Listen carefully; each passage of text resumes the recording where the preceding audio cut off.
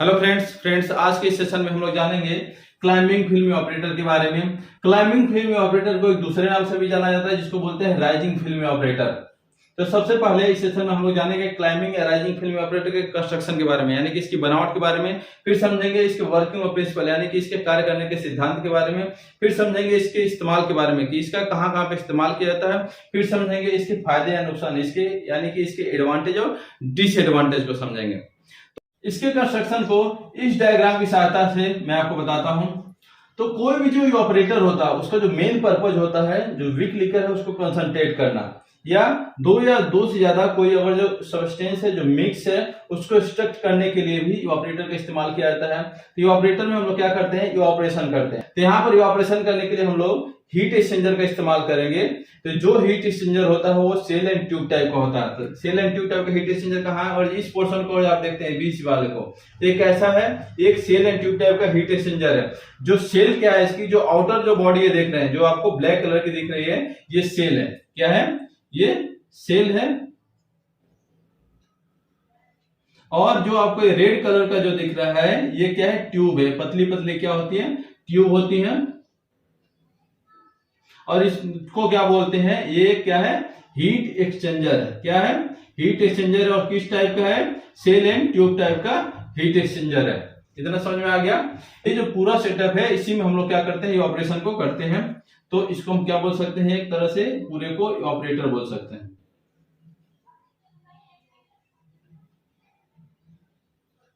तो ऑपरेटर के बारे में तो आप जानते ही होंगे कि ऐसा इक्विपमेंट जिसका इस्तेमाल ये ऑपरेशन के लिए किया जाता है। तो ये जो इक्विपमेंट है इसका इस्तेमाल हम किसके लिए कर रहे हैं, ये ऑपरेशन के लिए कर रहे हैं। तो इसीलिए इसको क्या बोल सकते हैं, ये ऑपरेटर। ठीक है, तो ये पोर्शन आपको समझ में आ गया। इसमें देखिए जो ऊपर होता है एक लगा होता है डिफ्लेक्टर। ठीक है, इस सेक्शन को बोलते हैं वेपर हुड। और इसी में जब नीचे आ जाते हैं तो एक कोनिकल शेप होता है इसी का, और यहां से हम लोग देते हैं फीड। और यहाँ पर होती है एक आइसोलेशन वाल, और इसके बगल से यहां से, यानी कि ये सेक्शन जहां खत्म होता है इसके ऊपर का ये जो एरिया है, ये स्पेस होता है यहाँ पर डिफ्लेक्टर लगा होता है, ये भी खाली होता है। और यहां से जो भी मटेरियल है उसको आने के लिए यहां से एक रिटर्न लाइन होती है जिसको रिसर्कुलेशन लाइन भी बोला जाता है। ये इससे आके कनेक्ट होती है, और यहां से ये भी क्या होती है, इसे कनेक्ट होती है। और ये जो इक्विपमेंट है इसको बोलते हैं साइक्लोन सेपरेटर। और यहां से जो भी वेपर है वो निकलती है और नेक्स्ट सेक्शन में आती है। तो ये क्या है अपना कंडेंसर, इसको क्या बोलते हैं, कंडेंसर। जो भी वेपर है कंडेंस होने के बाद जो कंडेंस जो लिक्विड बचेगा तो उसको निकालने के लिए यहाँ पर एक कंडेंस एक्सट्रैक्टिव पंप लगा होता है। ठीक है, उसको यहां से निकाल लेते हैं। और यहां पर लगा होता है एक वैक्यूम पंप। क्या लगा है, वैक्यूम पंप। वैक्यूम पंप के द्वारा जो भी अपनी नॉन कंडेंसेबल जो गैसेस हैं उनको निकालने के लिए यहाँ पर वैक्यूम पंप लगाते हैं, जिसके द्वारा जो भी नॉन कंडेंसेबल गैस यहाँ से एक्सट्रैक्ट कर ली जाती है। तो ये था इसका पूरा कंस्ट्रक्शन। इसके कंस्ट्रक्शन को तो आपने पूरी तरह से समझ लिया। अब हम लोग समझेंगे इसके वर्किंग और प्रिंसिपल के बारे में। इसमें हम लोग क्या करते हैं, वीक लीकर को फीड करते हैं उसको क्या कंसंट्रेट करने के लिए। तो ये जो पोर्शन है इसमें हम लोग क्या करते हैं, ये ऑपरेशन करते हैं। क्या करते हैं, ये ऑपरेशन। ये क्या है, ये ऑपरेटर है, ये ऑपरेटर है। इसमें हम लोग क्या करेंगे, ये ऑपरेशन करेंगे। और इसमें हम लोग क्या करेंगे, सेपरेशन करेंगे। और इसमें जो हम लोग क्या करेंगे, उसको क्या कंडेंस करेंगे। ठीक है, तो इसमें ये ऑपरेशन होता कैसे, पहले इसको देख लेते हैं। ये हम लोग किसके बारे में पढ़ रहे हैं, राइजिंग या क्लाइंबिंग फिल्म ऑपरेटर के बारे में। इसमें जो भी वीक लीकर होगा या जो वीक सोल्यूशन होगा जिसको हमको कंसंट्रेट करना, उसको हम कहां से फीड करते हैं, नीचे से फीड करते हैं। यानी कि ये इसका जो फ्लो का जो डायरेक्शन होता है नीचे से ऊपर की तरफ होता है, ये राइज करता है या क्लाइंब करता है। ठीक है, तो और ये जो फीड होता है, ये जो मटेरियल है जिसको हमको कंसंट्रेट करना है, ये क्या होती है, प्री हीटेड होती है। पहले से ही इसमें कुछ टेम्परेचर होता है। ठीक है, ये नॉर्मल टेम्परेचर पर नहीं होता, पहले से क्या होती है, प्री हीटेड होती है। तो राइजिंग या क्लाइंबिंग का मतलब तो समझ गया। अब इसमें फिल्म कैसे बनती है और ये ऑपरेट कैसे, तो इसको समझते हैं। इसमें इसको हम लोग क्या करते हैं, स्लोली स्लोली स्लोली स्लोली इसके ट्यूब के अंदर क्या करते हैं, फीड करते हैं। ट्यूब के अंदर फीड करते हैं अपना जो सेल एंड ट्यूब टाइप का जो हीट एक्सचेंजर है। और इसको हीट करने के लिए हम लोग हीटिंग मीडियम देते हैं। और हीटिंग मीडियम के रूप में हम लोग क्या देते हैं, इसमें स्टीम। क्या देते हैं, स्टीम। तो जो ट्यूब है, ट्यूब के अंदर के साइड जो ट्यूब है, मान लीजिए अब ये जो ट्यूब है इसको मैंने यहाँ काट लिया, और ट्यूब के अंदर के साइड क्या होगा, ये होगा अपना विक्लिकल, ये फीड होगा, और आउटर साइड से क्या होगी, स्टीम होगी। इतना समझ आ रहा है।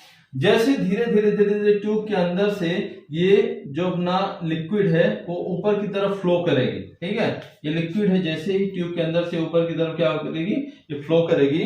तो इसमें होता क्या है, तो ये लिक्विड जो फ्लो कर रही है, तो ये जो एरिया सबसे ज्यादा गर्म कहाँ रहेगा, ये ट्यूब के जो सरफेस पे, जो ट्यूब है ना इसके सरफेस पे सबसे ज्यादा गर्म रहेगा, ठीक है। तो यहाँ से जैसे इसके कांटेक्ट में आती है, और इस साइड से क्या है, स्टीम है, यहाँ से स्टीम है, ट्यूब के बाहर स्टीम है, तो ये इधर से टेम्परेचर क्या होगा, इधर ट्रांसफर होगा, यानी कि टेम्परेचर हमेशा हाई टू लोअर टेम्परेचर की तरफ ट्रांसफर होता है। तो यहाँ टेम्परेचर ज्यादा और इधर टेम्परेचर कम है, तो ये टेम्परेचर इधर क्या होगा, ट्रांसफर होगा, और ये जो लिक्विड है ये तुरंत क्या होगा, इसको इंस्टेंट हीट मिलेगी।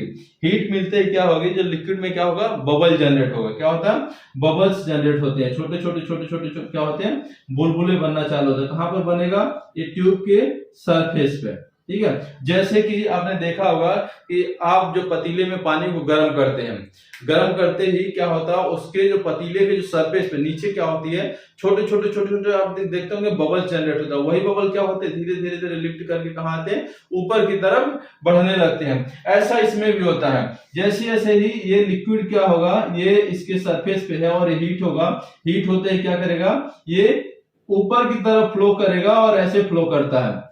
क्यों फ्लो करता है, क्योंकि यहाँ पर टेम्परेचर ज्यादा और सेंटर में क्या टेम्परेचर क्या रहेगा, कम रहेगा। तो ये हाई टेम्परेचर से लो टेम्परेचर की तरफ मूव करता है, और इसकी जो बबल है, बबल की डेंसिटी क्या है, कम है ये लिक्विड के अपेक्षा। तो क्या होगा, ये ऊपर की तरफ भी राइज करता है। तो जैसे ही ये बबल्स है सेंटर की तरफ जाते हैं, और ये छोटे छोटे बबल्स मिलके क्या बना लेते हैं, एक बड़ा बबल्स बना लेते हैं, ठीक है। और बड़े वाले जो बबल्स होते हैं, जैसे ये ब्लास्ट होता है, कोई भी अगर आप देखते होंगे कि बबल्स अगर जो वो ब्रेक होगा, ब्रेक होते क्या होगा, उसके जो छींटे लगेंगे इसके ऊपर आएगा, इसके ऊपर आएगा, इस ट्यूब के इनर साइड इसके ऊपर आएगा। एक ऐसा होता है, एक फिल्म जैसा एक क्रिएट कर लेता है। कैसा होता है, एक फिल्म जैसा क्रिएट कर लेता है, इसीलिए इसको बोलते हैं राइजिंग, और यहाँ बोलते हैं फिल्म। और इसमें अब देख लीजिए ये ऑपरेशन कैसे होता है। तो ये जो लिक्विड है, जैसे हीट होगा, तो हीट होने के बाद क्या होगा, बबल सेंटर में ब्रेक हो रहे हैं, और ब्रेक होने के बाद जो जैसे ब्रेक होगा तो इसके सरफेस के ऊपर आएगा, और वाटर क्या है, इसके कांटेक्ट में जैसे आएगा क्या होगा, इसमें इवापोरेशन चालू हो जाएगा। जैसे इसको टेम्परेचर बूस्ट होगा, इसमें इवापोरेशन चालू हो जाएगा। इवापोरेशन चालू होगा, क्या होगा, ये वेपर फॉर्म में बनने लगेंगे। तो यहाँ पर अभी देखिए जो लिक्विड है ये राइज होते होते होते कहाँ आएगा, यहां से निकल के बाहर आएगा, ठीक है, ये ट्यूब से बाहर आएगा। और ये प्रोसेस होती है बहुत तेजी से होती है, ये मूव तो बहुत धीरे धीरे करता है, लेकिन इसके इंटरनल एक्टिविटी होने की वजह से इसमें क्या होता है, जैसे ही बबल ब्रेक करेंगे तो वो क्या होगा, सक करना चालू कर देता है, और राइज करना चालू कर देता है, और एक फिल्म इसके ऊपर बनता है, जो ट्यूब है, ट्यूब के जो इनर साइड के अंदर एक पूरी फिल्म बनाता है, और यहाँ निकलता है हमारा वेपर। क्या निकलता है, वेपर। वेपर जैसे यहां आता है तो क्या टकराएगा, ये डिफ्लेक्टर लगा हुआ, डिफ्लेक्टर के ऊपर टकराएगा। टकराते ही क्या होगा, जो बबल क्या होगा, ब्रेक हो रहे हैं, या चाहे जो वेपर है वो आएगा इसके अंदर टकराएगा, और टकराने के बाद क्या होती है, जो लिक्विड है जो वेपर में नहीं कन्वर्ट हो पाई है, तो क्या करेगा, उसकी डेंसिटी ज्यादा होने की वजह से वो मूव होके इधर आएगी, और जो वेपर है जिसकी डेंसिटी कम हो गई है, तो वो मूव करके यहाँ से डिफ्लेक्टर से टकराते हैं, और कहां से निकल जाएगा, इधर से ऊपर आ जाएगा, और इधर से ऊपर आ जाएगा। और कुछ इसके अंदर जो गैस होती है, ठीक है, वो भी यहां से मूव करके कहा जाएगी, ऊपर की तरफ जाएगी। और जो स्टीम है, जिसको हम लोग जो सेल साइड से दे रहे हैं, यानी कि ट्यूब के बाहर के साइड से दे रहे हैं, तो ये क्या है, इसमें टेम्परेचर ज्यादा है, तो इनको और जो टेम्परेचर यहाँ से हीट ट्रांसफर हो गया, तो इसका टेम्परेचर लॉस होने के बाद इसका जो कंडेंसेट होगा, जो होता है कंडेंसेट को हम लोग यहाँ से आउट कर देते हैं। जो वेंट जो गैसेस होती है उसको भी यहाँ से निकाल सकते हैं। तो यहां तक तो आपको समझ में आ गया कि इसको राइजिंग फिल्म ऑपरेटर क्यों बोलते हैं, क्योंकि इसमें देख रहे हैं ऑपरेशन भी हो रहा है, ये जो फीड है राइज भी हो रही है, और इसमें ये एक फिल्म भी बना रहा है। तो ये ऑपरेशन को तो हम लोग समझ लिए कि इसके अंदर ये ऑपरेशन कैसे हो रहा है। अब जो भी वेपर है जो यहां से निकल के इधर की तरफ जो मूव कर रहा है, क्यों मूव कर रहा है? क्योंकि इसकी जो वेपर की डेंसिटी क्या होगी, कम होगी, तो ऊपर की तरफ फ्लो करेगा। जैसे कि हम लोग पतीले में देखते हैं कि जैसे हम उसको हीट करना चाहते हैं तो जो वेपर जो भाप उसकी निकलती है वो ऊपर की तरफ जाती है, और उसी को अगर हम लोग क्या करें, ऊपर से किसी प्लेट को लगा दें जो ठंडा है, या इसको हाथ को लगाते हैं तो हम लोग देखते हैं कि पूरा जो मॉइस्चर है हमारे हाथ पे लग जाती है। तो ऐसा ही कुछ इसके अंदर होता है। जो वेपर है, वेपर के अंदर क्या है, मॉइस्चर रहती है, तो यहाँ से जाएगा, क्योंकि अभी के टाइम में इसकी जो डेंसिटी क्या है, कम है, तो ये ट्रेवल करके इधर की तरफ मूव करेगा।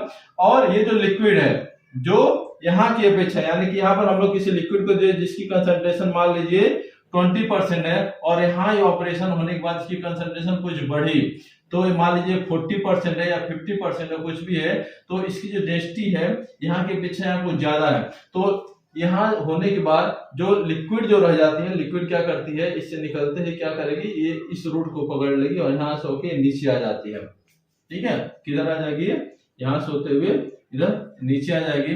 और जो वेपर है, वेपर किस में जाएगी, साइक्लोन सेपरेटर में। साइक्लोन सेपरेटर का काम होता है सेपरेट करना।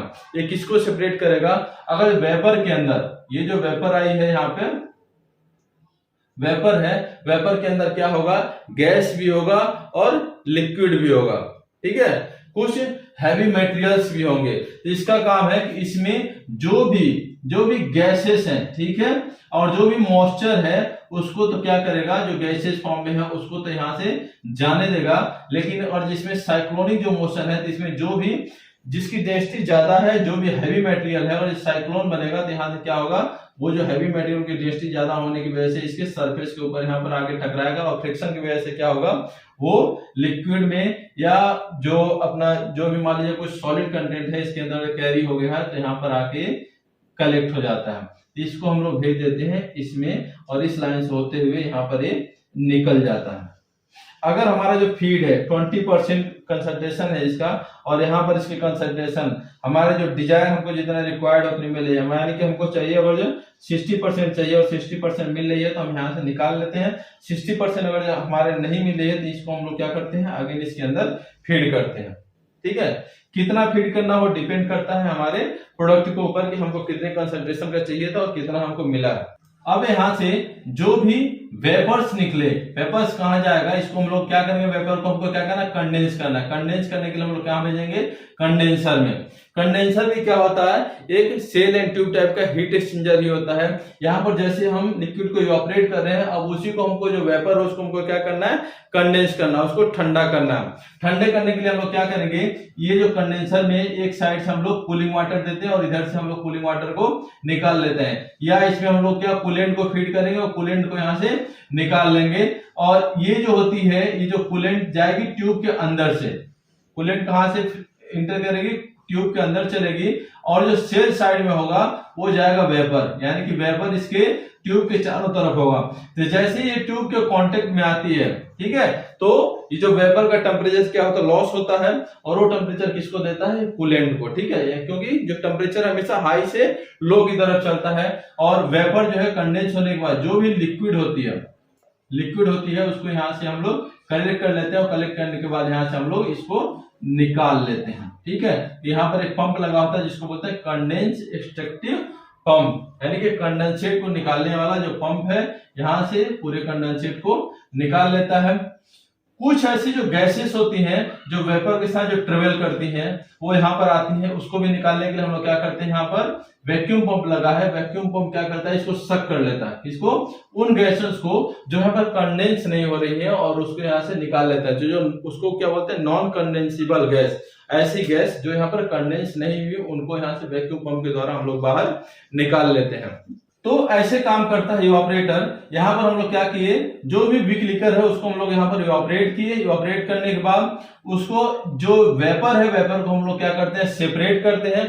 सेपरेट करने के बाद जो वेपर जो उसके बाद जो बच जाती है उसको हम लोग क्या करते हैं, कंडेंस कर लेते हैं। यहाँ पर वैक्यूम पंप लगाने का एक और फायदा है कि जो भी नॉन कंडेंसेबल गैस है उसको तो सक करता ही करता है, बाकी सिस्टम को पूरा क्या है, वैक्यूम रहता है। यानी कि यहाँ जो वैक्यूम पंप को यहाँ से सक कर रहे हैं, यहाँ से जो भी गैसेस होती हैं इसके अंदर खींचती हैं। यहाँ पर जो प्रेशर होता है जो बाहर की, यानी कि जो इन्वायरमेंट में जो प्रेशर है उसकी तुलना में यहाँ पर प्रेशर कम होता है। यहाँ पर कम है तो ये इससे कनेक्ट है तो यहाँ पे भी प्रेशर कम होता है, ये इससे कनेक्ट है तो यहाँ पे भी प्रेशर कम होता है। यानी कि ये जो पूरे सिस्टम का जो प्रेशर है वो एटमॉस्फेरिक प्रेशर से कम होता है। तो इसका एक बेनिफिट हम लोग को और मिलता है कि जो भी हमारा जो वाटर है या जो भी वीक लिकर है जो इसके अंदर ट्यूब के अंदर चढ़ रहा है, बट इधर प्रेशर कम है ऊपर की तरफ और नीचे मान लीजिए नॉर्मल प्रेशर है और इधर से प्रेशर कम है, तो ये हमेशा क्या होगा, नीचे से ऊपर की तरफ क्या होगा, ये फ्लो करेगा और तेजी से बढ़ेगा। ठीक है, एक तो ये जल्दी जल्दी राइज करता है। क्यों राइज करता है? क्योंकि वैक्यूम की वजह से। दूसरा क्या है, और सिस्टम के अंदर वैक्यूम है, सिस्टम के अंदर वैक्यूम है तो जो लिक्विड है जिसका हम लोग ऑपरेशन कर रहे हैं वो बहुत ही कम टेम्परेचर पर वो ऑपरेट होना है। यानी कि जैसे ही प्रेशर इसका कम हो जाता है तो जो ऑपरेशन प्रोसेस है वो भी थोड़ा तेजी से हो जाते हैं, क्योंकि लो टेम्परेचर पे ही ऑपरेशन उसका चालू हो जाता है। ठीक है, तो ये होते हैं वैक्यूम पंप लगाने के फायदे। और वैक्यूम पंप अगर है तो इसमें एक रूट डेवलप हो जाता है ना, कि यहाँ से सक कर रहा है तो यहाँ से निकलते हुए ऐसे ये इधर और इधर से गैस इधर, मतलब कहीं भी कुछ होल्डअप नहीं होता है।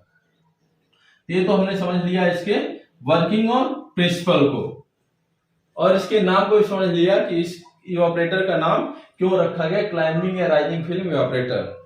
ऐसे इवापोरेटर का इस्तेमाल थर्मोलवाइल जो मटेरियल होते हैं उनके ऑपरेशन के लिए किया जाता है, क्योंकि वो जो मटेरियल होते हैं हीट सेंसिटिव होते हैं। और इस इवापोरेटर में हम लोग देख रहे थे कि जो फीड है, यानी कि जो मटेरियल है जिसको हमको इवापोरेट करना है वो हीटिंग मीडियम के कांटेक्ट में बहुत ही शॉर्ट टाइम के लिए आ रहा था। तो ऐसे इवापोरेटर का इस्तेमाल थर्मोलवाइल मटेरियल के इवापोरेशन के लिए किया जाता है। इसका इस्तेमाल कंसंट्रेटेड इंसुलिन और लीवर के एक्सट्रैक्शन के लिए भी किया जाता है। इसका इस्तेमाल ऐसे लिक्विड के इवापोरेशन के लिए भी किया जाता है जो कोरोसिव हो, फोमिंग हो या क्लियर लिक्विड हो। ये तो हो गए इसके यूज। अब इसके एडवांटेज को समझ लेते हैं। इसका सबसे बड़ा एडवांटेज है कि इसका जो हीट ट्रांसफर जो कोफिशिएंट होता है बहुत ही ज्यादा होता है। दूसरा है कि इसमें ऐसे मटेरियल को भी हम लोग इवापोरेट कर पाते हैं जो हीट सेंसिटिव होते हैं, यानी कि जिसको हीट करने के बाद जो अपने नेचर को चेंज कर देते हैं, ऐसे भी मटेरियल को इसमें इवापोरेट किया जाता है। इसका डिसएडवांटेज क्या है कि ये जो इक्विपमेंट है वो क्या होता है, कॉम्प्लिकेटेड होता है, थोड़ा कॉस्टली होता है। और दूसरा इसके अंदर जो सॉल्टी सोल्यूशन होता है उसको इसके अंदर फीड नहीं करते हैं। तो दोस्तों इस सेशन में आपने जाना क्लाइंबिंग फिल्म ऑपरेटर के कंस्ट्रक्शन के बारे में, इसके वर्किंग और प्रिंसिपल के बारे में, इसके यूजेज के बारे में, एडवांटेज और डिसएडवांटेज के बारे में। दोस्तों अगर ये जानकारी आपको अच्छी लगी हो तो आप इस चैनल को सब्सक्राइब कर दीजिए, बेल आइकन को एक्टिवेट कर दीजिए। ऐसे ही एजुकेशनल वीडियो आपको मिलते रहेंगे। आज के लिए बस इतना है, मिलते हैं नेक्स्ट वीडियो में नेक्स्ट टॉपिक के साथ। धन्यवाद दोस्तों।